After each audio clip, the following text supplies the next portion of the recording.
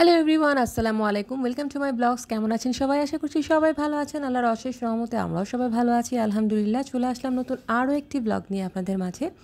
তো আজকে সকাল থেকে ব্লগটি শুরু করছি। সকালে রিদিশাকে আজকে নাস্তা দিয়েছিলাম, ব্রেড দিয়েছিলাম, সাথে একটা ডিম পোচ আর কলা দিয়েছি।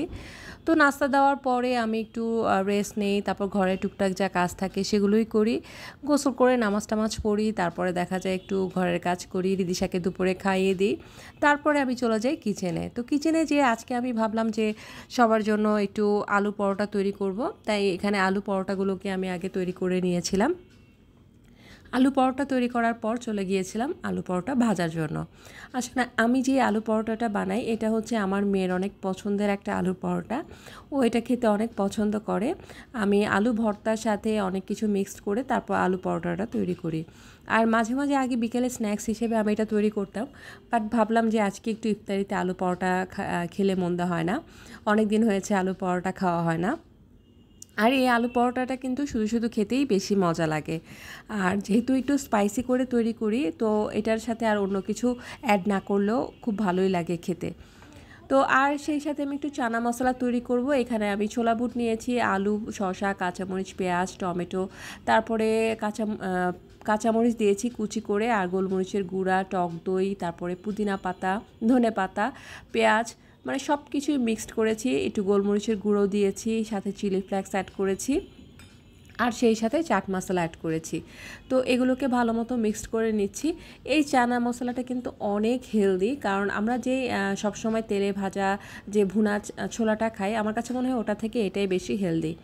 তো যাই হোক, এই তো আজকে সিম্পল ইফতার ছিল চানা মশলা আলু পরোটা, সেই সাথে কিছু ফ্রুটস কেটে নিয়েছিলাম, পেয়ারা, পেঁপে, আনারস, তরমুজ, আর একটু জিলাপি আর বুন্দিয়া। এটা অবশ্য রিদিশার জন্য, কারণ রিদিশা জিলাপি আর বুন্দিয়া খাবে, আর এখান থেকেও বেশি কিছু খাবে না। আর এই তো শরবত ছিল। আর সেই সাথে আমার বাচ্চারা বলল যে মামুনি একটু কোল্ড কফি বানাও। তো ইফতারির পর আমি আবার চলে গিয়েছিলাম ওদের জন্য কোল্ড কফি বানাতে। তো দেখতেই পাচ্ছেন একদম পুরো ম্যাসি হয়ে গিয়েছে। আর কি করব, বাচ্চারা এত দুষ্টামি করে, কিছু না করেও উপায় নেই। তো যাই হোক, কোল্ড কফি খেয়ে একটু রেস্ট নিলাম, তারপরে নামাজ টামাজ পড়ে আরও কিছুক্ষণ রেস্ট নিলাম। আর আমার একটা ফ্রেন্ড চলে আসলো আমার বাসায়, ওর সাথে ফ্রিজ কিনতে যেতে হবে।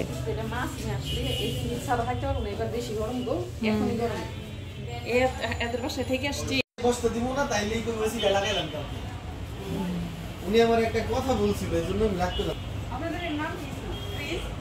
ফ্রিজ তো ওইটা কোনটা, ওটা কোনটা, এইটা ওয়ালটন, এই দুটো এপারেল হায়ার আছে কোম্পানি থেকে ক্যাশ কিস্তি আগে ছিল, আইপিডিসি আগে ছিল, বাট এখন ক্যাশ কিস্তিটা অফ করে দিয়েছে, শুধুমাত্র ব্যাংকের ক্রেডিট কার্ডের মাধ্যমে আপনি কিস্তি করতে পারবেন। এটা হচ্ছে, এটা তো তোমার হায়ার ব্র্যান্ডের, তুমি না বললা স্যামসাং এর মধ্যে দেখবা?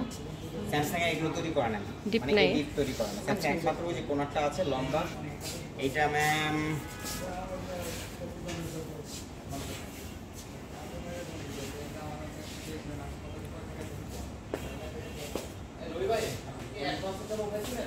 না।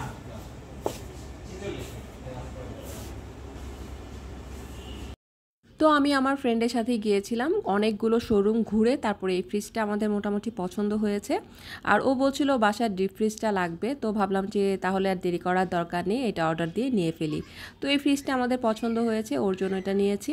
তারপর আসার সময় রিদিশার জন্য একটা চকলেট নিয়ে এসেছি। রিদিশা বলছিল চকলেট খাবে, আর আমি বাইরে গেলে বাসায় আসলে ও আমার কাছে এটা সেটা আবদার করে, তাই ওর জন্য চকলেট নিয়ে আসলাম।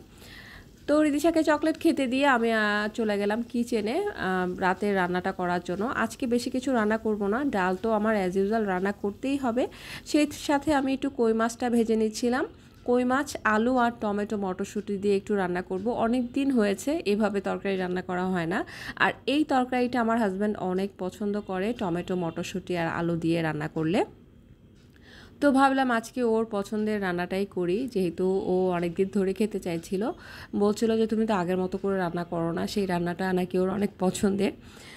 তো যাই হোক, এটা রান্না করলাম। আর সেই সাথে একটু ইলিশের শুটকি ভুনা করব। মানে ইলিশের শুটকিটাকে আমি ছোট ছোট আলু কিউব করে কেটে নিয়েছিলাম, মানে আলু কিউব করে কেটে ইলিশের শুটকি দিয়ে এটাকে চচ্চড়ির মতো করে নিব।